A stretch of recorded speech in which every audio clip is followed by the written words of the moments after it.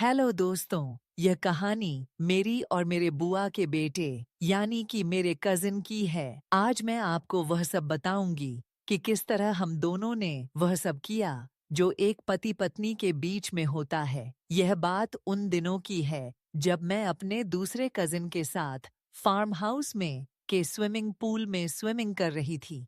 मेरे सबसे छोटे अंकल हमें स्विमिंग सिखा रहे थे। वह सभी को बारी बारी स्विमिंग सिखा रहे थे। हम लड़कियों ने सलवार सूट पहना हुआ था। यहाँ स्विमिंग का प्रोग्राम है, यह मुझे मालूम नहीं था और मुझे स्विमिंग आती भी नहीं थी। इसीलिए इसके बारे में मैंने सोचा, नहीं, मेरी कजिन को थोड़ा स्विमिंग आती थी, इसलिए वह तैयार होकर आई थी। भिवानी में अंकल ने अपनी किसी दोस्त का फार्म हाउस बुक किया हुआ था, इसीलिए यहाँ हमारे अलावा और कोई नहीं था। शाम का समय था और आसमान पर हल्के हल्के बादल थे और इसीलिए मौसम बहुत ही खुशनुमा हो रहा था। मेरी मम्मी अपनी बहनों और दूसरी रिश्तेदार के साथ बैठी बातें कर रही थीं।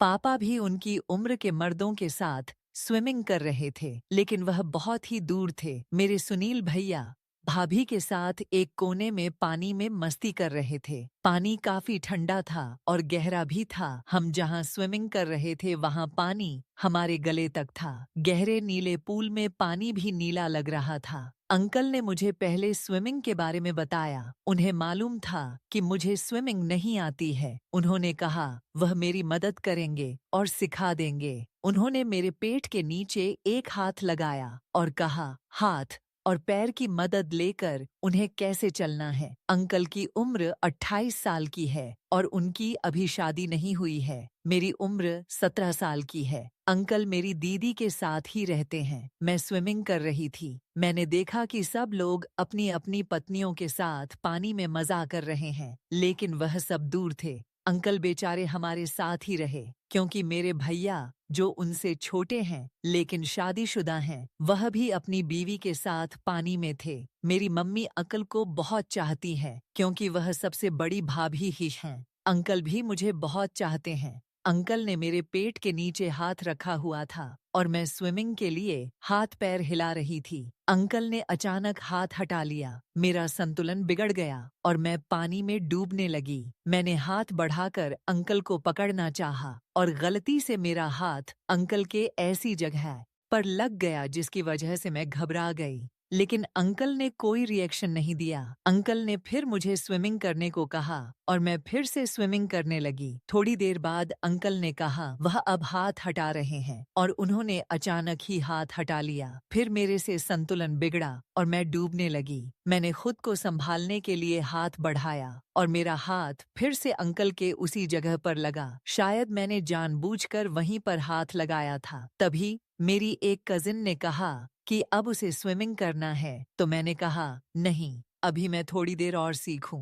मैं फिर स्विमिंग करने लगी। अब मैं जानबूझकर बार बार गिरती थी और हर बार अंकल को ही हाथ लगाती थी, क्योंकि ऐसा करके मुझे बहुत ही अच्छा लग रहा था। मैंने अंकल की आंखों में एक अलग ही चमक देखी थी। उनकी आंखों में अब एक नया इशारा था और वह मुझे और ज्यादा महसूस होने लगा था। उन्होंने पूछा कि क्या और प्रैक्टिस करोगी, लेकिन ऐसा लगा कि उनका गला सूख रहा था और बड़ी मुश्किल से आवाज निकल रही थी। अभी मैं जवाब देने ही वाली थी कि पापा और भैया ने आवाज दी और कहा, चलो लड़कियों, अब रात होने वाली है। मैं तो यह सुनकर मायूस हो गई, लेकिन मजबूरी में जाना ही पड़ा। लेकिन अंकल ने कहा वो थोड़ी देर बाद आएंगे। मैं समझ गई कि वह बाहर क्यों नहीं निकल सकते, क्योंकि पानी में मैंने कुछ महसूस किया था। वह थोड़ा नॉर्मल होने के बाद ही बाहर आएंगे। हम लोग फार्म हाउस के हॉल में आ गए। थोड़ी देर बाद अंकल भी आ गए, लेकिन वह बहुत ही चुप चुप थे। फिर सब लोग खाना खाने लगे। मैं बार बार अंकल की तरफ देख रही थी, वह भी मेरी ही तरफ देख रहे थे। मेरे अंदर कुछ और ही चल रहा था। मुझे खाना अच्छा नहीं लग रहा था, क्योंकि मेरा मन कुछ और खाना चाहता था। दूसरी तरफ अंकल भी एकदम से चुप चुप थे। शायद वह भी यही सोच रहे होंगे जो मैं सोच रही थी। मेरी कजिन मुझसे बातें कर रही थी, लेकिन मुझे उनकी बातों में कोई भी दिलचस्पी नहीं थी। मैं अपने बारे में सोच रही थी। तभी सबका खाना खत्म हो गया। खाने के बाद सबने काफी काम मजा किया, थोड़ी गपशप की। जब रात के 11 बजे अत्यते कि बज गए तो पापा ने कहा, अब सो जाओ क्योंकि सुबह नाश्ता करके वापस जाना है। हॉल में कारपेट पर ही सबका बेड लगाया। मेरा बेड दीवार के पास खिड़की के नीचे लगाया। मैं वहीं लेट गई। सभी मर्दों के बिस्तर एक साथ लगाए गए और उनके पैरों की तरफ थोड़ी दूरी पर सब औरतों के बेड लगाए गए। मैंने देखा कि अंकल का बेड मेरी खिड़की के बाद लगाया गया है। उनके बराबर थोड़ा दूर पापा का बेड था। हम सब के लेटने के बाद हॉल की लाइटें बंद कर दी गईं। मेरी खिड़की से चांदनी की रोशनी अंदर आ रही थी और उस खिड़की के नीचे रात की रानी की खुशबू मुझे और मदहोश कर रही थी। मैं आज शाम के एक एक पल को याद कर रही थी। मैंने सोने की बहुत कोशिश की, लेकिन मुझसे किसी भी करवट लेता नहीं जा रहा था। मैं सिर्फ करवट बदल रही थी। मुझे अपने ऊपर आश्चर्य हो रहा था। मैं तो बिस्तर पर गिरते ही सोने की आदा हूँ। आज नींद क्यों नहीं आ रही कि आ रही। हॉल में अब खर्राटे की आवाजें आने लगीं। सभी थक गए थे, सभी नींद में थे। मैं अंकल के बारे में सकते हैं ओच रही थी। अब सब कुछ मेरी बर्दाश्त से बाहर हो गया। मैं जानती थी कि अंकल भी मेरे लिए सपना देख रहे होंगे। आज जो कुछ हुआ वह मेरे लिए अजीब था और मजेदार भी। मुझे चैन नहीं आ रहा था और समझ में भी नहीं आ रहा था कि क्या करूं। बस दिल कर रहा था कि अंकल मेरे पास आ जाएं और मेरे पास खूब सारी बातें करें। यही सोचते ही मेरे मन में एक ख्याल आया कि क्यों ना मैं भी अंकल के पास चली जाऊं। फिर मैंने सोचा कि कहीं कोई गड़बड़ न हो जाए। मैंने चारों तरफ देखा, सब गहरी नींद में थे। मैं धीरे से उठकर खड़ी हुई और अंधेरे में कुछ नहीं दिख रहा था। चांद भी गायब था बादलों की वजह से। अंकल जिस खिड़की के पास थे वहां पर पर्दा था, इसलिए वहां और भी अंधेरा था। उनका बिस्तर मुश्किल से नजर आ रहा था। मैंने अब मन में सोचा कि आज मैंने बात नहीं की तो फिर यह मौका शायद कभी मिले। लेकिन डर भी लग रहा था। लेकिन फिर भी मन को समझाकर मैं धीरे धीरे अंकल के बिस्तर की तरफ बढ़ रही थी। एकदम ही धीरे धीरे मैं अंकल के बेड के पास पहुंची। मैंने उस बिस्तर को देखा और अंकल के बाजू में लेट गई। अंकल ने चादर ओढ़ रखी थी, वह सो रहे थे। मुझे गुस्सा आया कि मेरे अंदर हलचल पैदा करके ये कैसे आराम से सो रहे हैं। फिर मैंने अंकल को जोर से काटा। उसके बाद मैं भी चादर के अंदर सो गई और हम दोनों ने एक पति पत्नी की तरह रात बिताई। उसके बाद क्या हुआ दोस्तों, आप समझ ही सकते हैं। मैं काफी अच्छा महसूस करने लगी। मैं इस कदर खो गई कि मुझे यह भी याद नहीं रहा कि यहाँ और भी लोग हैं। फिर अचानक ही मेरी नजर खिड़की के बाहर पड़ी तो मैंने देखा कि रोशनी होने वाली है। मैं धीरे से उठकर अपने बेड पर गई। उठते हुए मुझे महसूस हुआ कि मैं वहां तक जा नहीं पाऊंगी क्योंकि मुझे काफी तकलीफ हो रही थी। मैं बहुत ही हिम्मत करके अपने बिस्तर पर गई और सो गई। जब सुबह खिड़की से धूप की रोशनी मेरे ऊपर पड़ी तो मैं उठकर बैठ गई। अंकल पापा और दूसरे लोगों के साथ ब्रेकफास्ट की तैयारी कर रहे थे, जबकि भैया सबको जगा रहे थे। सबने अपना सामान बांध लिया। नाश्ते के बाद वापसी का सफर करना था। मैं बाथरूम से बाहर आकर अंकल के बाजू में बैठ गई। अंकल ने पूछा कि रात कैसी गुजरी, तो मैंने कहा कि जबरदस्त। यह सुनकर सभी मुस्कुराने लगे। भाभी ने पूछा, स्विमिंग सीख ली? मैंने कहा बहुत कुछ सीख लिया। स्विमिंग के साथ साथ हम लोग घर पहुंच गए। अंकल हमें छोड़कर अपने घर चले गए। मैं दिल में सोच रही थी कि मैं अंकल से फिर मिलूंगी, क्योंकि अब तो कोई मुश्किल ही नहीं थी। मैं अपने कमरे में चली गई, फिर शावर लेकर सो गई। सारी रात जागी थी। मैंने तो फार्म हाउस में अपनी जिंदगी की सबसे हसीन रात गुजारी है। शाम को सोकर उठी और भाभी के कमरे में गई।